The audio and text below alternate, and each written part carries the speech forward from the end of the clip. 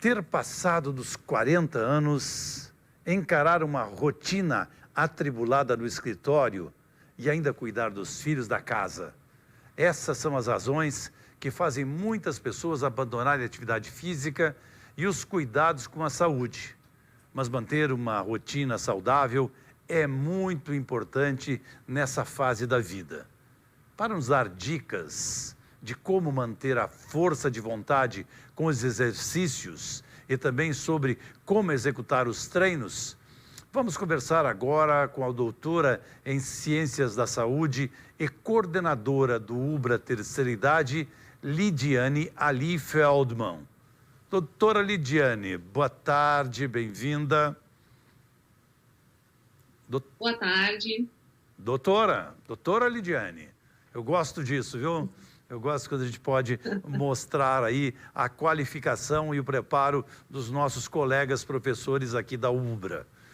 Quando me deram aqui a pauta, falando dos 40 anos, passar os 40 anos, a gente tem que obrigatoriamente cumprir uma rotina de não ficar parado.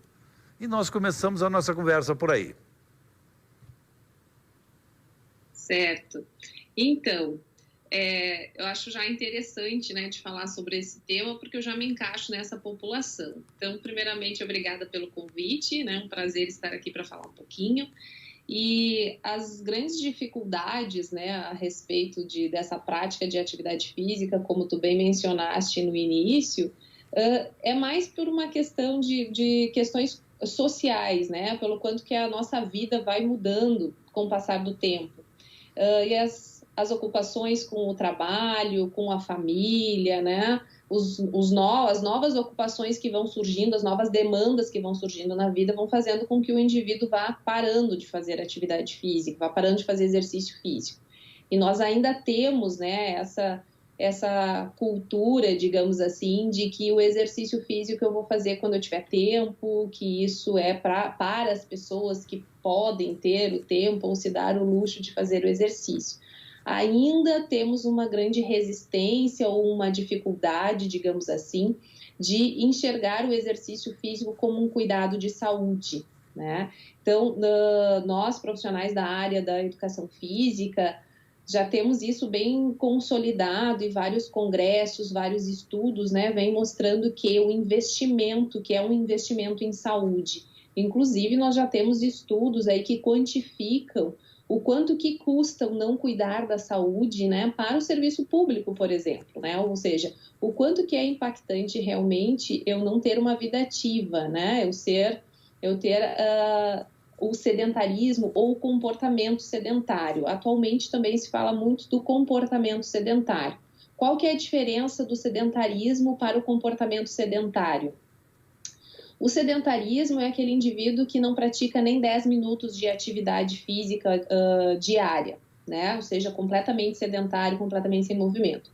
O comportamento sedentário é o que a grande maioria, né, de todos nós podemos nos incluir nessa atualidade, que é aquela pessoa que faz exercício físico e que até faz alguns exercícios físicos 2, 3 vezes na semana, mas o restante do seu dia é completamente sedentário. E aí, né, nesse período de pandemia agora, que estamos com isolamento, muitos trabalhando em home office, completamente em casa, já está saindo estudos atuais agora do período da pandemia, mostrando quanto que a atividade física diminuiu, né, com este período, ou seja, aumentou muito o nosso tempo, que a gente chama de tempo de tela. Por que tempo de tela? Porque tanto faz ser computador, televisão, o efeito é o mesmo, né? Nós ficamos muito tempo sentados. Então é bem importante, né, essa prática de exercício físico, e acima dos 40 anos essa importância ela se intensifica, porque a gente começa com o processo do envelhecimento, que ele começa a pesar um pouquinho mais depois dessa idade. Professora, exercício físico é necessidade. Ele poderia ser comparado à necessidade da água e do alimento para o ser humano manter uma saúde estável e prolongada? Sim, com certeza. O exercício físico, ele precisa se tornar um hábito, né? Então, como eu estava falando, nós precisamos incluir o exercício físico na nossa rotina, no nosso hábito diário, né? O melhor é que fosse diário. E quando a gente fala do exercício físico, a gente não precisa pensar só, ai, nossa, mas como que eu vou fazer para fazer exercício físico diário, né? Tirar 1 hora, 1 hora e meia de treino. Com 30 minutos diários, já são suficientes para a gente começar a ter os benefícios do exercício físico na saúde. E esses benefícios é controle de pressão arterial, controle de glicemia, melhora dos índices de colesterol, controle do peso, bem-estar, alívio de estresse, né? As questões de saúde mental. Então, é fundamental, assim como tu disseste, que a mesma recomendação que temos para a água, para a alimentação, para esses cuidados, que tenhamos esse exercício físico. E a gente não precisa pensar num exercício físico muito, né, muito elaborado, que eu vou precisar muito tempo, que eu vou precisar ir para academia e passar 1 hora, 2 horas na academia todos os dias para ter esses benefícios. Muitas vezes, né, eu até brinco dou a recomendação final de semana, geralmente se faz uma maratona de Netflix, a gente não precisa fazer uma maratona de exercício, né? A gente pode sair, fazer uma caminhada no parque, passear, sair com a família, ou seja, unir, né, esses prazeres com a prática de atividade física, que os nossos momentos de lazer também sejam momentos mais ativos.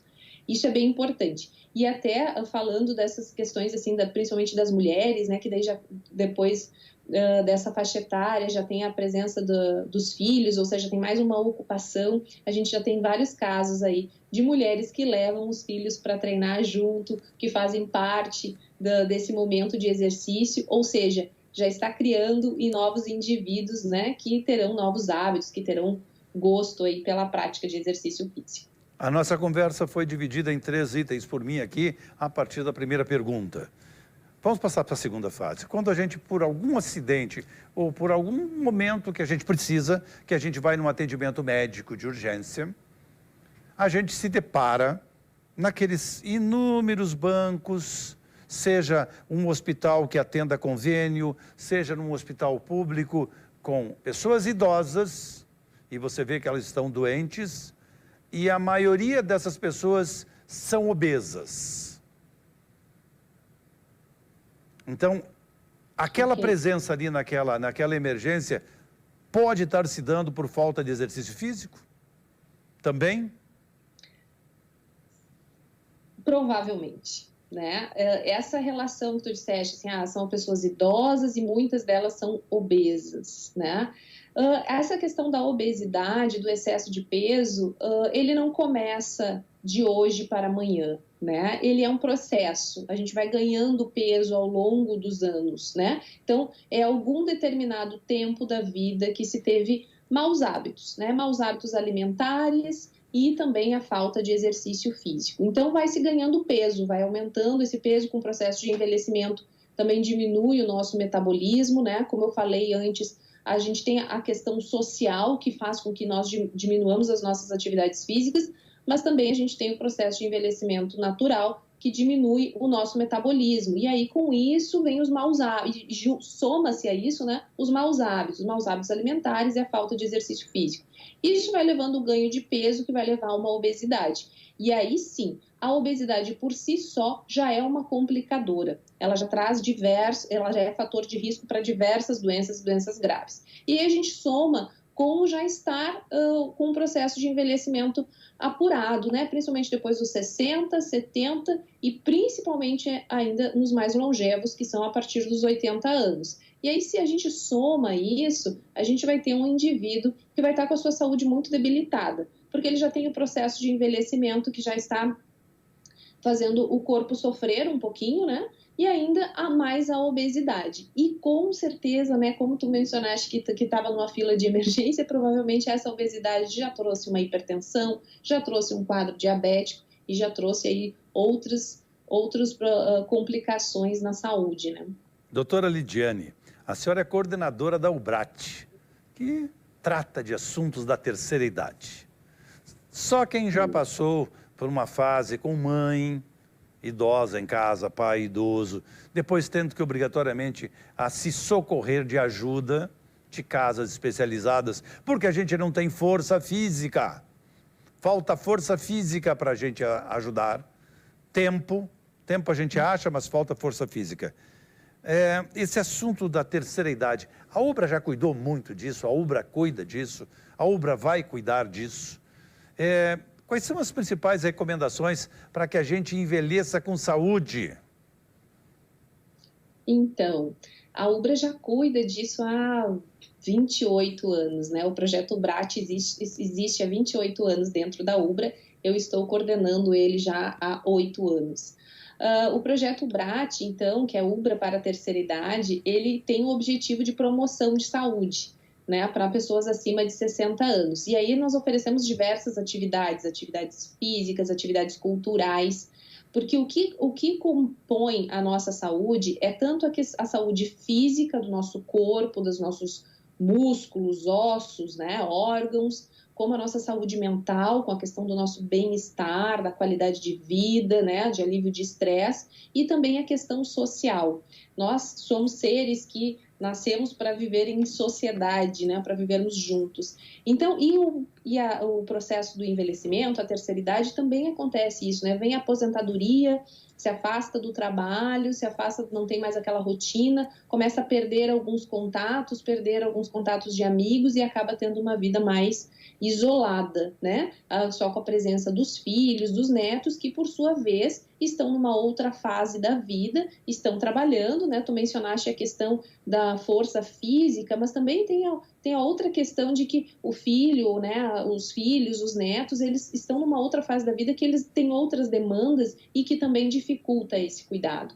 Então, o processo de envelhecimento é muito importante e a gente começa, né, e aí eu brinco assim, a gente não começa aos 60, a gente começa antes. O ideal é que se tenha uma vida inteira ativa, né, mas se não, principalmente depois dos 40 anos, ter esse cuidado. O que os estudos vêm nos mostrando, que a ciência vem mostrando, estudo atrás de estudo, é que a prática do exercício físico, a gente fazer exercício aeróbio para cuidar da nossa parte do cardiorrespiratória, né? Fazer exercícios de força para manter um tônus muscular e a saúde óssea, todos esses tipos de exercício, principalmente exercícios em grupo, eles contribuem para a nossa manutenção da nossa saúde, tanto física, mental quanto social. Né? Quando eu falei que a gente vai passear, que a gente vai fazer uma caminhada, que a gente vai fazer alguma outra atividade de lazer, de repente ao ar livre, com pessoas que a gente gosta, e isso está favorecendo a nossa saúde mental.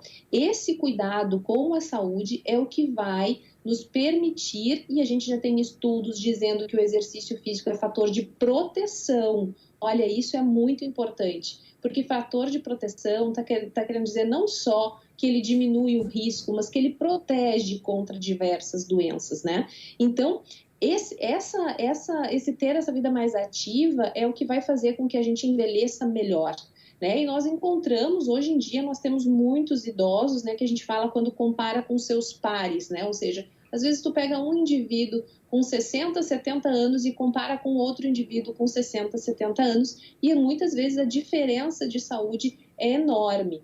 Lógico, né? A gente tem a questão dos hábitos, mas também a gente tem a história de vida desse indivíduo que muitas vezes ele foi acometido por algumas outras situações que não eram relacionadas aos seus hábitos de vida e que acabaram prejudicando a sua saúde, né? Mas falando em hábitos de vida, o que a gente sabe é que o indivíduo que leva uma vida mais saudável, ele envelhece melhor e ele tem bem menos chances de ter essas complicações e de chegar numa velhice com um grau de dependência que precise muito de outras pessoas, né? Enfim, que acabe muito com a sua qualidade de vida e com a qualidade de vida da família também. Doutora Lidiane, essa era uma entrevista.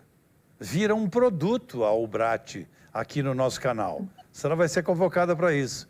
Pode ter certeza, o João vai convocar a senhora. Muito obrigado pela estada aqui. Muito obrigado. Obrigada. Direto à nossa redação com Rei Quadros.